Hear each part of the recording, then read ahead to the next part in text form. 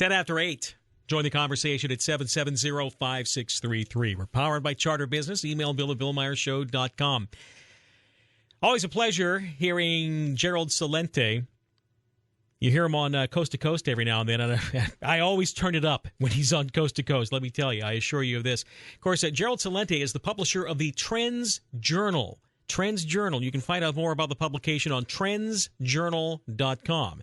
And for all intents and purposes, Gerald's job is to identify the trends and where we're headed. Gerald Celente, welcome to the program. Good morning, sir.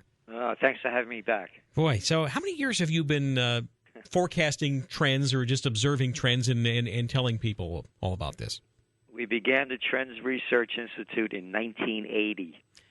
And I have to tell you, it's the same story. It's only the names change and the places have different names. But it gets so redundant after a while, and you say to yourself, how can people not see what's going on? I've been at this a lot of years, but I have to tell you that have you been able to answer that question though? Why can people not see what's going on?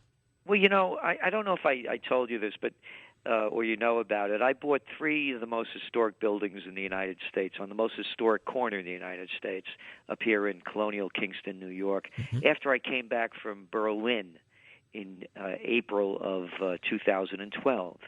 And I'm in Berlin, and I'm saying to myself, this place is grander than Paris. How could the Germans in the 1930s, when you think about it, they were at the height of Western civilization, socially, culturally, philosophically, scientifically.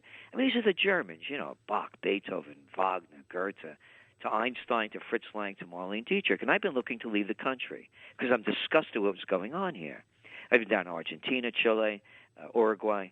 And I came back, and there was a for sale sign that went on when I was away on this historic building, the Franz Roggen House, the first one I bought. And I realized, I said to myself, you can't run away. There are two-bit freaks everywhere. And I'm saying to myself, how could the people, the Germans, because you go to Berlin and all you see are old buildings and all new construction, an old building, all new construction. And I say, how could they let a two-bit freak destroy their country?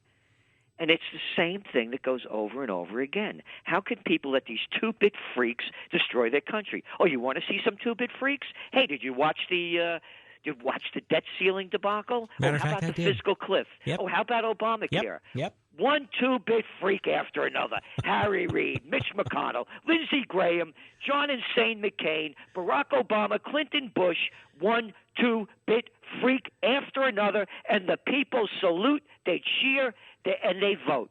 They vote for the person that is going to destroy their life. Life is tough enough.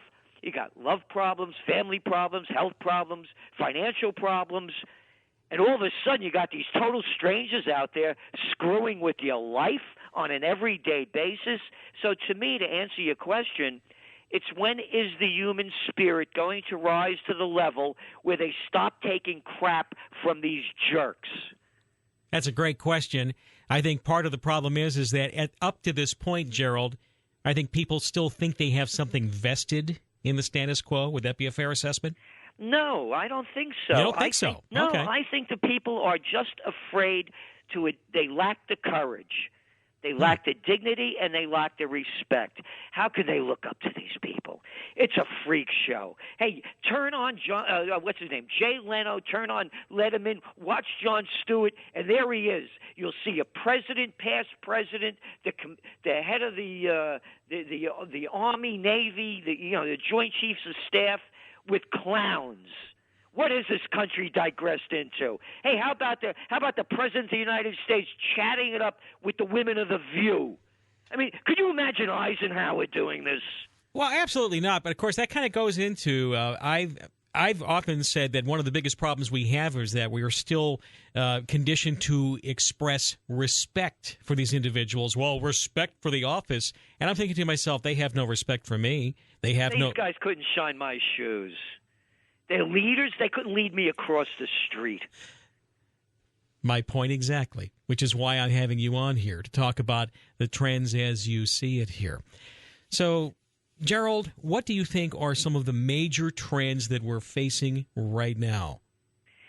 Well, tomorrow is, of course, the 50th anniversary of the assassination of Kennedy.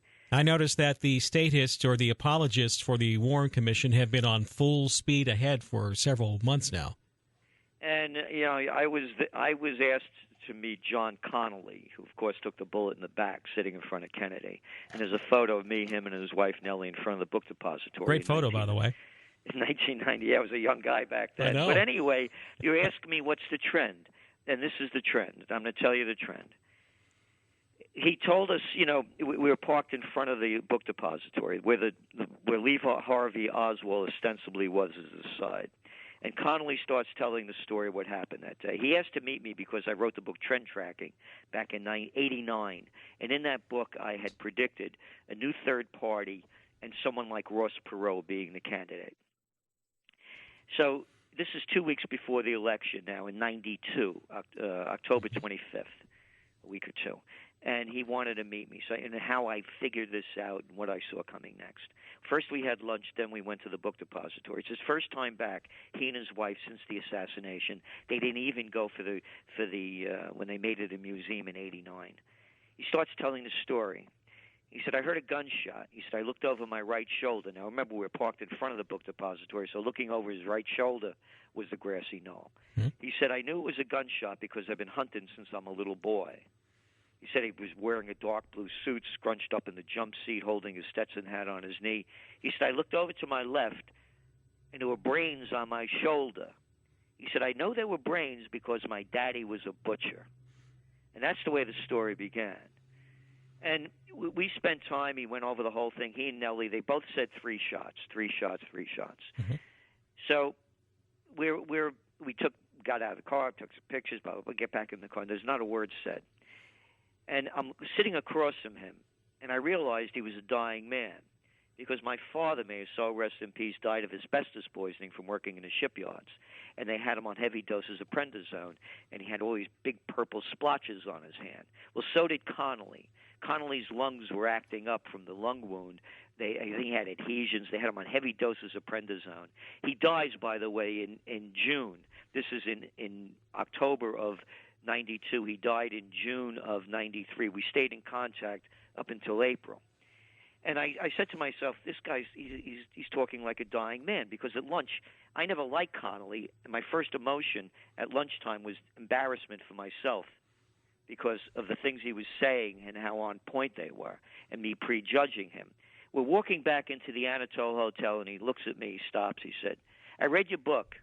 He said it was a fine piece of work, and I know your heart's in the right place, but you don't have a clue what's going on in government. You don't have, Gerald Celente, don't have a clue of what's going on in government, and neither do the American people, because if they did, there'd be a revolution in this country. That is pretty strong statement. And what was it that was going on that he must have imparted this to you? What was going on, you have to realize who he was. Not only was he the Democratic governor when he got shot, he goes on to become Treasury Secretary as a Republican under Nixon, the Treasury Secretary. This is the time, by the way, when they took the United States off the gold standard permanently. What was going on is what Eisenhower warned about, what's in front of our eyes right now. The military-industrial complex taking over the country. You saw the report that came out in Reuters last week, or this week. They can't find $8.5 trillion since 1996. They can't account for it. Gosh, I thought it was only $2 trillion back right before 9/11. Yeah, and then you're right. And then you go back and you go to today's news.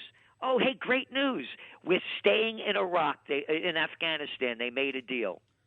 This is the longest war in American history. It's longer than the First World War and the Second World War combined. And then you look at what's going on, what happened with Iraq. You look what happened with Libya.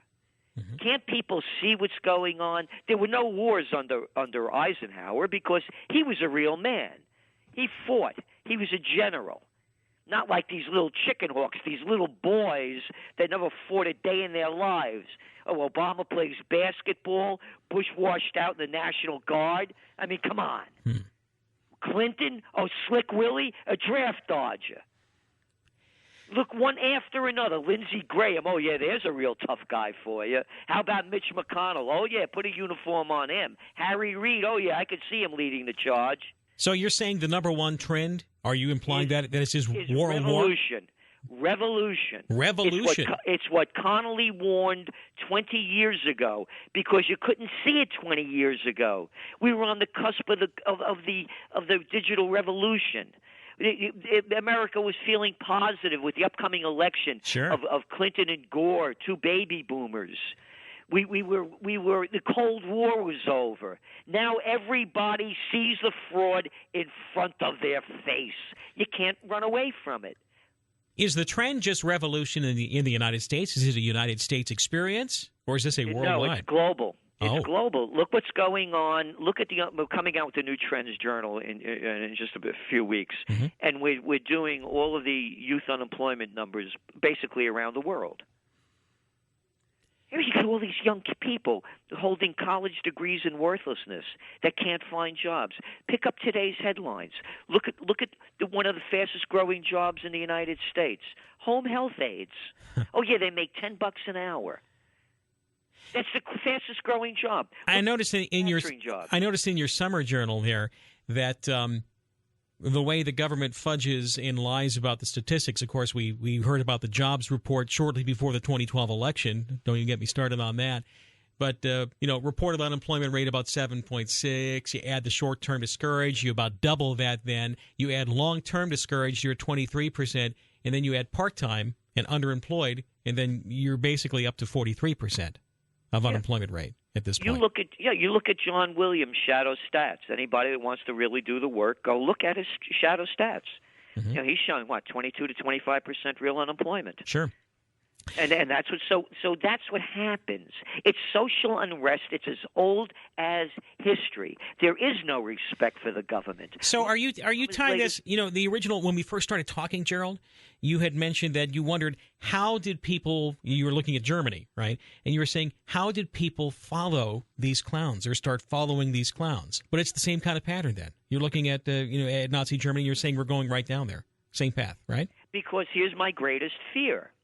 When all else fails, they take you to war. Hey, you want to get Obamacare off the radar? How about doing a Slick Willie? Anytime he used to get in trouble, Clinton, he'd do a wag the dog trick. You remember? Yes. How about bombing Baghdad, sending cruise missiles into countries you never heard of? Into the aspirin factory, yeah, okay. Yeah. So you think that is the number one fear then? But the trend is revolution. The fear is war. Would war cut off revolution, though? It may.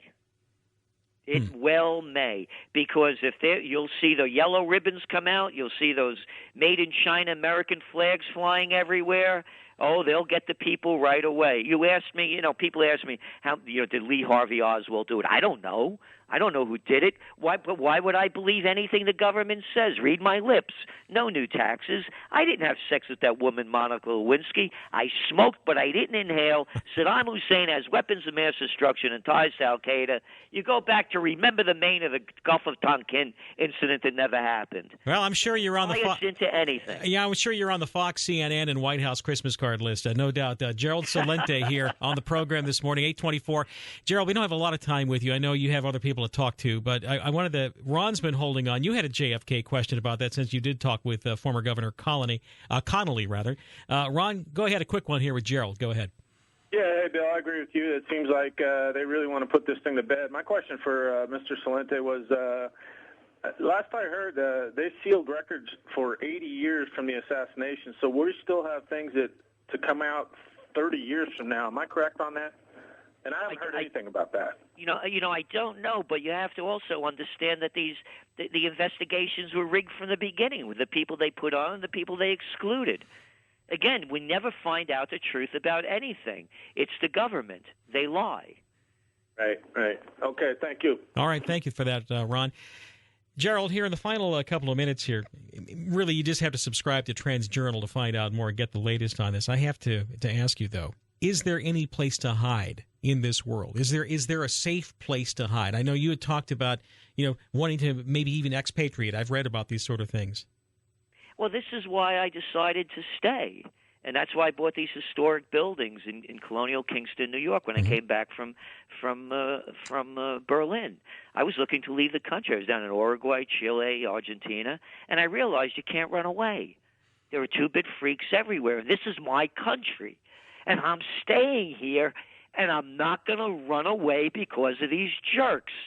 So that's why I bought these buildings on the most historic corner in the United States in colonial Kingston that has the roots of the revolution. I want to see a revolution, but not a violent one, a moral, intellectual, and spiritual one. We could take this country back. It's ours. We have a small mob of people, a gang of 535 that have taken it over. They call themselves the Republicans and Democrats. I prefer to call them the Bloods and the Crips. So, Gerald, what is the first step then for people to make that? I think they have to make that trip within their mind. I don't know if people have done that yet. You hit it right on the head. That's exactly it. People have to find the truth within themselves. And to do that, as I see it, again, the motto of the TrendsResearchInstitute is think for yourself.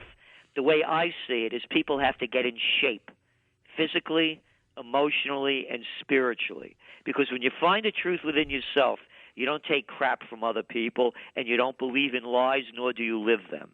And nor do you eat lies. That's right.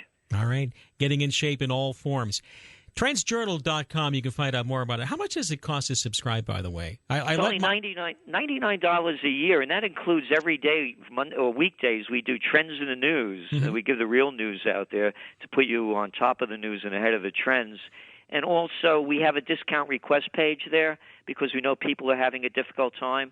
So we try to make it available to everyone. All right. I'm going to re-up. It's I let it lapse a few months ago. I apologize for that. I'll re-up for sure. Oh, thank you very much. Okay, but like I said, it's interesting when you see people of vision who are looking out over the horizon farther beyond than the 24-hour news cycle. And I think that's what we're kind of hypnotized by that right now. Yeah, I mean, it's just stupid stuff they put out. You go to Yahoo. I go to all, maybe about 30 websites a day around the world, and every day Yahoo begins something with Miley Cyrus, the Kardashians, or something really stupid. Final question I have for you. I remember you got hosed in that gold situation here a couple of years ago, and did you ever get any satisfaction from that? Actually, we did. That was the MF Global. MF Global, they took the money out of my segregated account. Yeah, we got about 96% of it back. Good, because I was wondering about, but they even got Gerald Celente? Really? Is what I'm thinking to myself back then. Holy moly. Well, they stole it out of and by the way, look at the people in Cyprus that happened with their money in the bank. They'll call a bank holiday again, and you won't get your money. They'll do it every time.